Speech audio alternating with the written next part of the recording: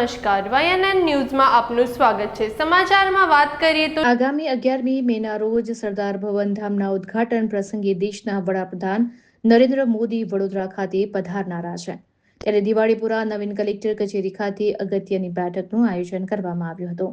Police commissioner તથા જિલ્લા collector અને વહીવટીતંત્ર સહિતના પોલીસના ઉચ્ચ અધિકારીઓ ઉપસ્થિત રહ્યા હતા અને બેઠક યોજી હતી।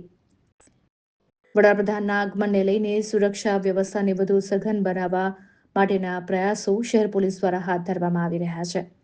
આ સંદર્ભે વડોદરા શહેર પોલીસ કમિશનરે મીડિયા સમક્ષ વિસ્તૃતમાં માહિતી આપી હતી।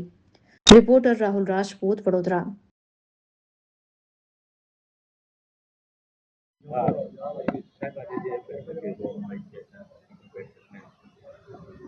Honourable prime minister of India नाओना 11મી અને મુલાકાત અનુસંધાને કેટલાક ઇન્ટર ડિપાર્ટમેન્ટલ કોઓર્ડિનેશનના મુદ્દાઓ છે તે અંગે આજે આપણે વિગતવારના ચર્ચા કરી છે અને આ ચર્ચા મુજબ ગ્રાઉન્ડ ઉપર તૈયારીઓ કરીને 11મીએ યોજનાર આ કાર્યક્રમ સફળ થાય તે દિશામાં તંત્ર કામ કરી રહ્યું છે।